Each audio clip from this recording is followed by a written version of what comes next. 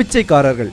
இவர்களை பற்றி பெரிதாக பேச என்ன இருக்கிறது என அலட்சியம் செய்பவர்களா நீங்கள்? அப்படி என்றால் உங்களுக்கான காணொளிதான் இது. இந்த காணொளியினை பார்த்த பிறகு பிச்சைக்காரர்களை பற்றிய உங்களது பொதுவான கருத்து மாறும் என்பது மட்டும் நிஜம்.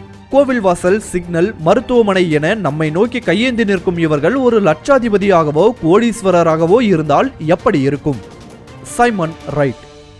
இங்கிலாந்தின் லண்டன் நகரைச் சேர்ந்தவர் சைமன் ரைட். இவர் கடந்த 37 வருடங்களாக இங்கு பிச்சை எடுத்து வருகிறார். தினமும் 8 மணி நேரமும் வார இறுதி நாட்களில் கூடுதல் நேரமும் பிச்சை எடுக்கும் சைமனின் விருப்பமான இடம் இங்குள்ள ரயில்வே நிலையமாகும். தினமும் காலை தனது செல்ல நாயுடன் ரயில்வே நிலையத்திற்கு அருகில் உள்ள நாட் வெஸ்ட் கேஷ் பாயிண்டிற்கு பக்கத்தில் அமரும் இவர் ஒரு நாள் முழுவதும் அங்கேயே செலவிடுகிறார். தன்னை கடந்து செல்லும் ஆயிரக்கணக்கான மக்களின் மூலம் ஒரு வருடத்திற்கு 50,000 பவுண்டுகள், அதாவது நமது இந்திய ரூபாயின் மதிப்பிற்கு 45,51,916 ரூபாய்களை சம்பாதிக்கிறார் என்பது நம்மை ஆச்சரியத்தில் ஆழ்த்துகிறது. இது தவிர நாள் முழுவதும் பிச்சை எடுக்கும் இவரை இரவில் வரவேற்க ஃபுல்ஹாம் எனும் இடத்தில் இவரது 2,73,11,500 ரூபாய் மதிப்புள்ள வீடு காத்திருப்பது மற்றும் ஒரு ஆச்சரியமே. ஏசியா.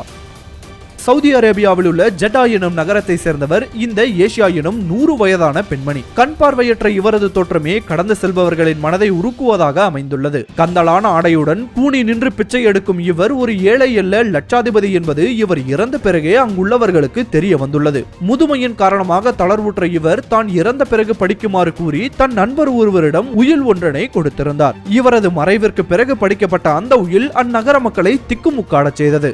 3 பில்லியன் சவுதி ரியால் பணம், 1 மில்லியன் சவுதி ரியால் மதிப்புள்ள நகைகள், இது தவிர அல் பலாட் எனும் இடத்தில் 4 கட்டிடங்கள் போன்றவை இந்த ஏழையின் சொத்தாக இருந்தது. இதில் மனதை நெகிழச் செய்யும் விஷயம் என்னவென்றால் இவை அனைத்தையும் தான் தினமும் சந்தித்த ஆதரவற்றோரின் பெயரில் அவர் எழுதி வைத்திருந்தார் என்பதே ஆகும். சம்பாஜி கலே. சம்பாஜி கல்லே இந்தியாவின் மும்பை நகரத்தை சேர்ந்தவர். இவருக்கு தொழில் என்று எதுவும் இல்லை. இவர் மற்றும் இவரது குடும்ப உறுப்பினர்கள் நால்வருக்கும் தெரிந்த ஒரே தொழில் பிச்சை எடுப்பது. ஒரு நாள் முழுவதும் பிச்சை எடுத்தால் இவரது குடும்பத்தால் நாள் ஒன்றுக்கு 1000 ரூபாய் வரை ஈட்ட முடிகிறதாம். இது தவிர வங்கி கணக்கில் 40,000 ரூபாய் சேமிப்பாகவும் முதலீட்டு நிறுவனங்களில் சில ஆயிரங்கள் இவரது கணக்கில் உள்ளன. மொத்தத்தில் இவர் தனது வாழ்க்கையின் இறுதி நாட்களை விரார் பகுதியில் உள்ள அடுக்குமாடி குடியிருப்பிலோ சோலாப்பூரில் உள்ள தனது 2 வீடுகளில் ஒன்றிலோ கழிப்பார் என்பது மட்டும் உறுதி. கிருஷ்ணகுமார் கீதா. கிருஷ்ணகுமார் கீதா என்பவர் மும்பையை சேர்ந்த மற்றும் ஒரு பணக்கார பிச்சைக்காரர் ஆவார்.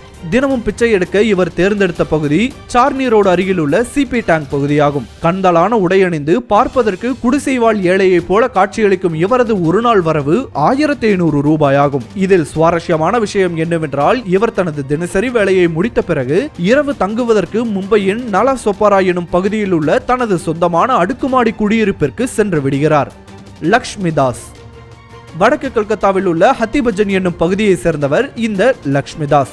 எப்பொழுதும் பரபரப்பாக இயங்கிக் கொண்டிருக்கும் இந்த ஹத்திபஜன் பகுதியில் லக்ஷ்மி தொடர்ந்து 44 வருடங்களாக பிச்சை எடுத்து வருகிறார். தனது 16வது வயதில் கையேந்த தொடங்கிய இவர் இன்று இந்தியாவின் பணக்கார பிச்சைக்காரர்களில் ஒருவராக உள்ளார். சேமிப்பிற்கு மிகுந்த முக்கியத்துவம் கொடுத்து வந்த இவர் தனது அன்றாட தேவைக்கென மிக குறைந்த அளவு பணத்தையே செலவழித்து வந்துள்ளார். இவர் தனது 60வது வயதில் 4 வாளிகள் நிரம்ப 200 பவுண்ட் காசுகளை வங்கியில் தனது சேமிப்பு கணக்கில் செலுத்தினார் என்பது குறிப்பிடத்தக்கது. Gary Thompson. கேரி தாம்சன் அமெரிக்காவின் டெக்சாஸ் நகரை சேர்ந்தவர். இவர் பல வருடங்களாக கென்டக்கி மாகாணத்தின் லெக்சிங்டன் நகரத்தில் பிச்சை எடுத்து வருகிறார். தனது கால் மற்றும் கைகள் இயக்கமற்று இருப்பதால் சக்கர நாற்காலியில் அமர்ந்து பிச்சை எடுப்பதாக கூறுகிறார் இவர். ஆனால் மக்களின் அனுதாபத்தை பெற இவர் மனநலம் குன்றிய மாற்றுத்திறனாளியை போல நடிக்கிறார் என்பதுதான் உண்மை.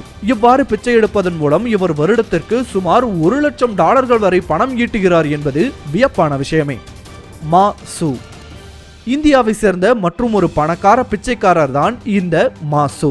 தினமும் தனது விருப்பமான பிச்சை எடுக்கும் இடத்திற்கு ஆட்டோவில் செல்லும் இவர் அங்கு தனது துணிகளை மாற்றிக்கொண்டு வேலையில் இறங்கி விடுகிறார். தினமும் 10 மணி நேரம் அயராமல் பிச்சை எடுக்கும் மாசு ஒரு நாளைக்கு குறைந்தது 1,500 ரூபாய் வரை சம்பாதிக்கிறார். அதுவே தற்போது இவரை ஒரு லட்சாதிபதியாகவும் ஆக்கி இருக்கிறது.